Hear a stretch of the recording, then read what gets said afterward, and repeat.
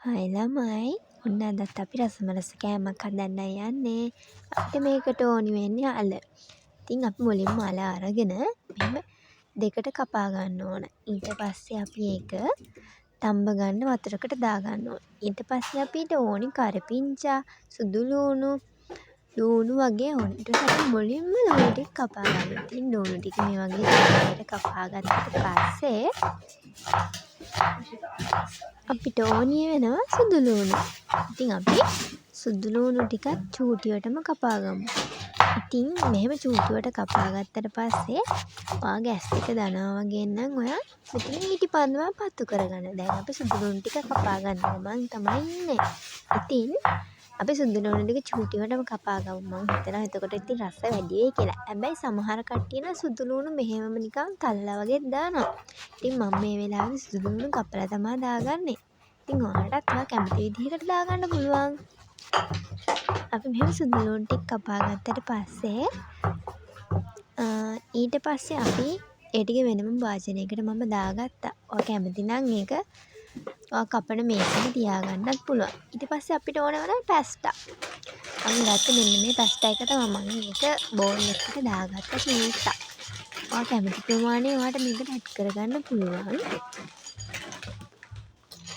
මම තෝරගත්තේ මෙන්න මේ ඩිසයින් එකේ තියෙන පැස්ටා එක තමයි. මම ඒක තමයි යන්නේ.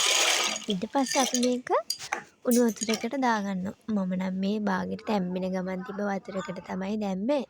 ගොඩක්ම වතුරක තැම්බිලා වුණාට පස්සේ දාගත්තට කමක් නැහැ. ඊට පස්සේ අපි අර තම්බ ගත්ත අල ටික අරගෙන හිමීට චුට්ටක් පොඩි කරනවා. හැන්දෙන් පොඩි කරන්න අමාරුයි. ඔයාලට ගෑරප්පුවක් වගේ පාවිච්චි කරන්න පුළුවන් නම් ඒක ඉක්මනට පොඩි කරගන්න පුළුවන්. මම දැන් හැන්දෙන් කළා මට අපහසුතාවයක් තේරුණ නිසා තමයි මම ගෑරප්පෙන් එහෙම කරන්න හැදුවේ. ඉතින් ඔයාලට කැමති නම් ඔයාලට කැමති එකක් යූස් කරන්න පුළුවන්. අපි මේ අල ටික හොඳටම පොඩි කරගන්න ඕනි.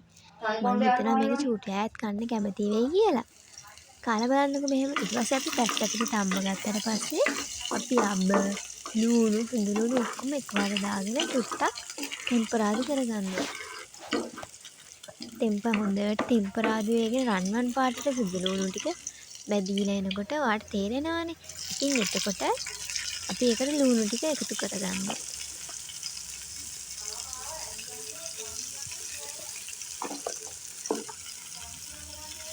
ඔයාලට කැමති නම් ලූණු ටික කොටුවටත් කපා ගන්න පුළුවන්. මම කපා ගත්තේ මේ විදිහට.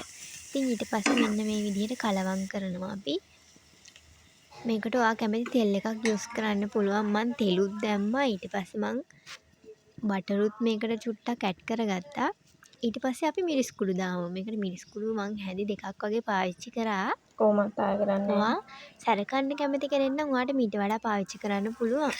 ඉතින් මම ඊට පස්සේ මේක ලුණු ටිකක් දාගන්නවා. ඊට පස්සේ අපි සෝස් චුට්ටක් මේකට දාගෙන හොඳට මේ මික්ස් එක හදාගන්න ඕනේ. ඊට පස්සේ අපි පැස්ටා තම්බලා ගත්ත වතුරකින් චූට්ටක් ඉතුරු කරගෙන මෙන්න මේ අපි හදාගත්ත මේ මිශ්‍රණයට දාගන්නවා. ඊට පස්සේ හොඳට කලවම් කරලා අපි උඩින් කරපිංචා කොළ දෙක තුනකුත් දාගන්නවා. මොකද කරපිංචා මාළුවට දාන එක හොඳයිනේ. ඒකේ විස දෙයක් තියෙනවනේ. ඒක නැති වෙනවනේ. ඊට පස්සේ අපි තම්බාගත්ත අල ටික මේකට එකතු කරගන්නවා. ඉතින් ඊට පස්සේ මේකට එකතු කරගෙන හොඳින් කලවම් කරන්න ඕනේ. ඔයා අල කන්න කැමති කෙනෙක් නම් මේ වගේ ගත්තට කමක් නෑ. හැබැයි ඔයා අල කන්න අකමැති කෙනෙක් නම් අල ගෙඩි දෙකක් තුනක් වගේ දාලා මේ විදිහට කාලා බලන්නකෝ. රසම රසයි. දැන් ඉතින් මෙහෙම කලවම් කරගත්තට පස්සේ චුට්ටක් මේක තැම්බෙන්න වගේ තියන්න ඕන. මේකේ පාට එන්න වෙනස් වෙනවා. කියන්නේ මේක එන්න උකූ ගතියක් හැදෙනවා. එතකොට තමයි මේක තවත් රස වැඩි වෙන්නේ.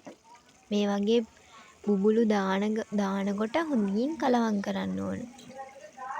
ඊට පස්සේ අපි තම්බාගත්ත පැස්ටා ටික මේකට එකතු කරගන්නවා. ඊට පස්සේ මේක හොඳින් කලවම් කරගත්තට පස්සේ හොඳටම කලවම් කරගන්න ඕනේ. එතකොට මේකේ අර තියෙන අර සෝස් එක වගේ එක මේ පැස්ටා එකට හොඳට උරා ගන්නවා. ඊට පස්සේ මෙහෙම හොඳින් කලවම් කරගත්තට පස්සේ අපිට අන්තිමයට එන්නේ මෙන්න මේ වගේ ලුක් එකක්. ඉතින් ඔයත් මේව පැස්ටා try කරලා බලන්න. ඔයත් පැස්ටා කන්න අකමැති කෙනෙක් වුණොත් ඔයා මේ විදිහට කාලා බලන්නකෝ. එතකොට ඔයත් පැස්ටා කන්න කැමති කෙනෙක් වෙනවා. ඉතින් අපේ YouTube channel එක subscribe කරලා තියාගන්න.